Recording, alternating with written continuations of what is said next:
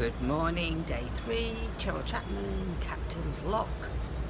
And today we're in Antigua, and right next to us is a very delightfully tattooed back of my husband, and also a really big ship, another big ship. So Antigua, what does Antigua look like? Let's take a quick look.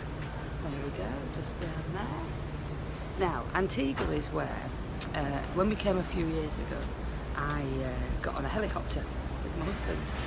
And we went over one of the mountains, the volcanoes. It's an active volcano.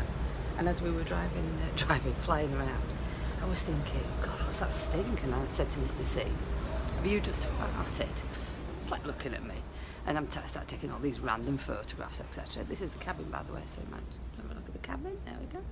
And yeah, so I'm looking at it and I'm thinking, what's going off? And I was really bored. I started taking really stupid photographs.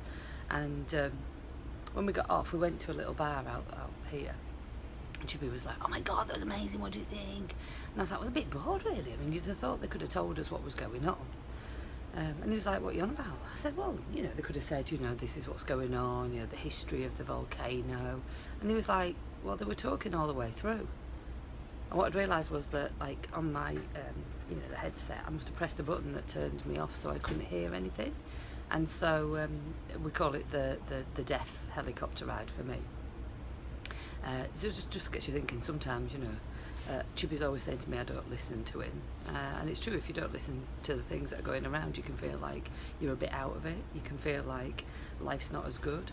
But I suppose if you're listening to other people who know what they're talking about, then of course life can be even better, can't it? So yeah, day 3, look, still in the kit, ready to go to Pilates today. So Jill Barham, let's see whether or not the Pilates is anything like your Pilates today. Yesterday you might have heard me having a bit of a rant about the yoga, because, you know, with an average age of 60 on here, he'd got us doing downward dogs, sideward dogs, bloody underdogs, doggy dogs, I don't know, but it was bloody quite painful. So let's have a see what happens with the Pilates, but still on with it, still eating as healthy as we can, although I must admit last night I did have a bit of chocolate, ganache or whatever it's called, but generally yesterday was salad and protein. So that's it, over and out for this morning. See you soon, bye.